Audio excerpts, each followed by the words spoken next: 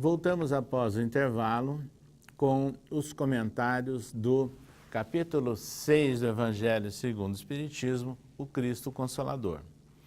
E nos comentários anteriores, nós mostramos o significado amplo da palavra consolador, inclusive analisando nas diversas traduções disponíveis, da Bíblia, mas lembrando que Allan Kardec identifica o Consolador como o Espiritismo. E aqui, então, nós temos que fazer uma consideração até histórica. O Espiritismo, ele surge com a manifestação dos Espíritos. O Espiritismo, ele não inventou a mediunidade, mas ele é uma decorrência da mediunidade. Então, vamos situar essa questão. Quando Jesus fala que ele enviaria o Consolador, que é o Espírito Santo, e que algumas traduções bíblicas aparece, em vez de Espírito Santo, o Espírito da Verdade, que no fundo é a mesma coisa, é uma pleiade de espíritos superiores, que meu Pai enviará em meu nome, e ensinar-vos-á todas as coisas, e vos fará relembrar tudo o que eu vos disse. Isso tem um significado muito importante para nós.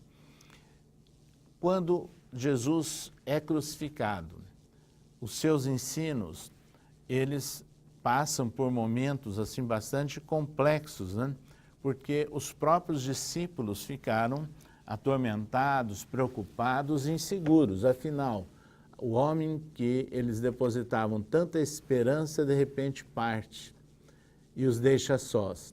Mas acontece que ele no terceiro dia apareceu e durante 40 dias apareceu 11 vezes. Então ele estava dando a certeza da imortalidade da alma. A chamada ressurreição para nós espíritas é uma aparição espiritual, muitas vezes até tangível.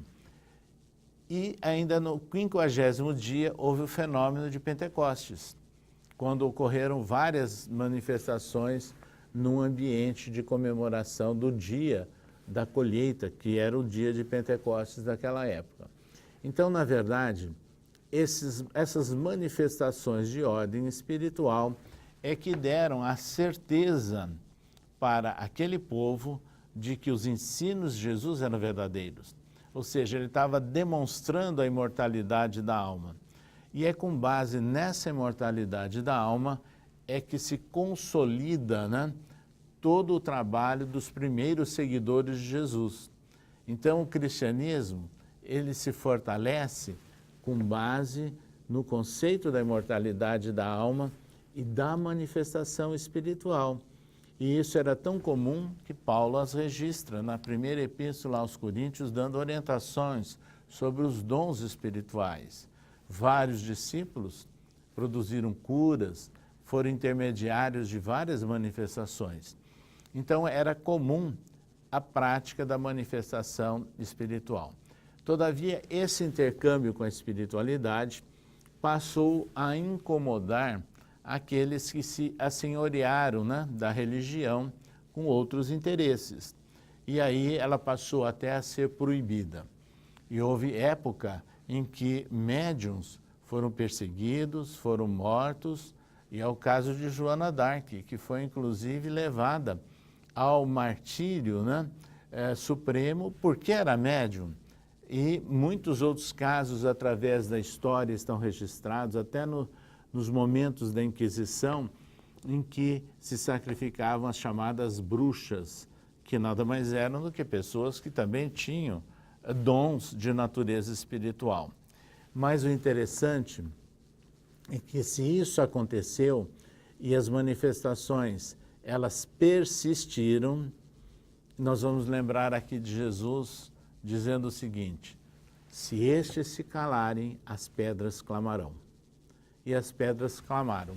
Com os fenômenos de efeitos físicos no século XIX, nos Estados Unidos, na Inglaterra e principalmente na França, é que deram origem para estudos, e aí está incluído o papel do professor que nós conhecemos com o pseudônimo de Allan Kardec e disso tudo, desses fenômenos, dessas pesquisas e análises que ele fez, ele tira a essência do ensinamento que deu origem à doutrina espírita.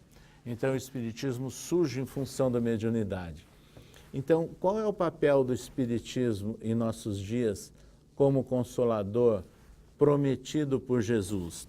E dentro daquele diapasão que ensinar-vos-á todas as coisas e vos fará relembrar tudo o que vos disse.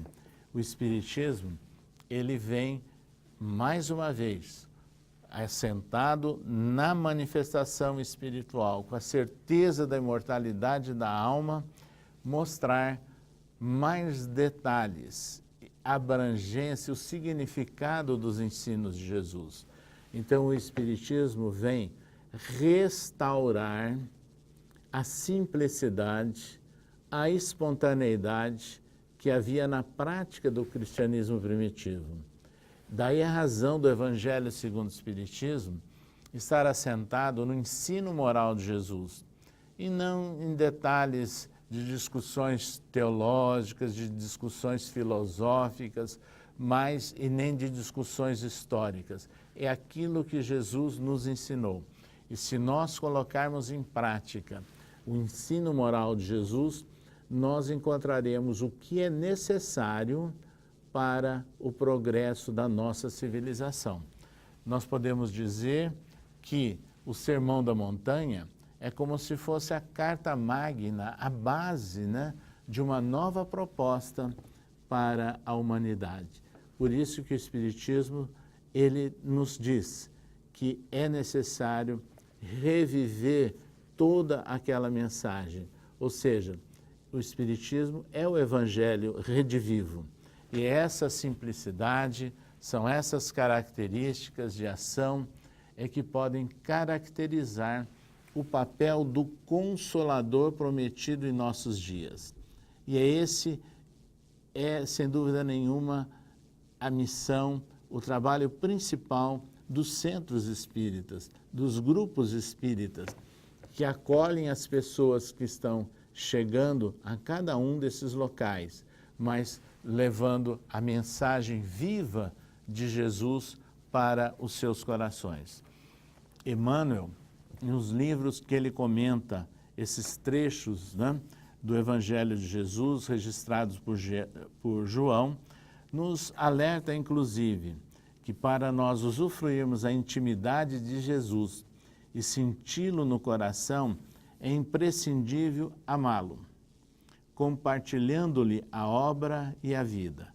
Eis porque o Divino Mestre foi claro e insofismável, quando asseverou para os aprendizes que tão somente os que o amem saberão trilhar-lhe o caminho e guardar-lhe os mandamentos.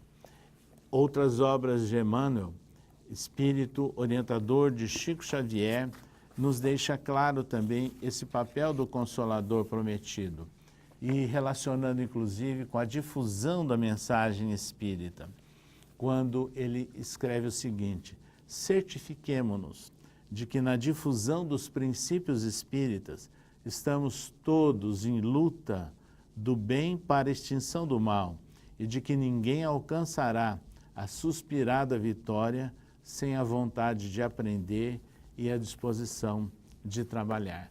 É este o papel de todos nós perante o mundo, o contexto que nós vivemos. Nós somos aprendizes sempre. O mestre é Jesus.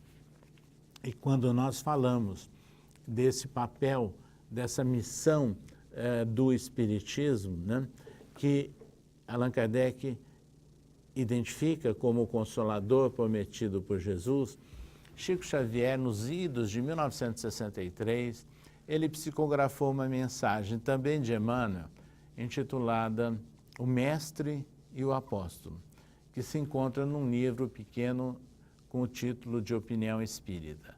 Aí ele diz o seguinte, encerrando a mensagem: Jesus é a porta, Kardec é a chave. Então nós necessitamos de adentrar a um novo portal, mas utilizando as chaves do conhecimento trazido pelo Espiritismo para que possamos compreender o que significa Jesus como o grande portal para a compreensão das leis de Deus. E assim é que nós poderemos concluir esse programa de hoje sobre o Cristo Consolador, o capítulo 6 do Evangelho segundo o Espiritismo, lembrando de trechos de André Luiz, que foram enfeixados no livro O Espírito da Verdade, psicografia de Chico Xavier. Jesus, escreveu André Luiz, não escreveu nada. Jesus não encontrou ninguém que o amparasse na sua vida. Jesus contou apenas com pessoas simples. Jesus não teve nenhuma benesse, nada que o favorecesse. Não tinha uma pedra para repousar a sua cabeça. Mas, sem dúvida nenhuma, Jesus segue à frente de todos nós. E escreve André Luiz, se você deseja acertar, basta segui-lo. E aí vem o convite de André Luiz, sigamo-lo, pois. É o Espiritismo, com todas essas mensagens de ordem espiritual, mostrando como falou Jesus. Buscai e achareis. Cada árvore é conhecida pelos seus frutos. Orai e vigiai. E é nessas condições é que o Espiritismo cumpre o seu papel de consolador prometido. Continuaremos num próximo programa comentando o Evangelho segundo o Espiritismo.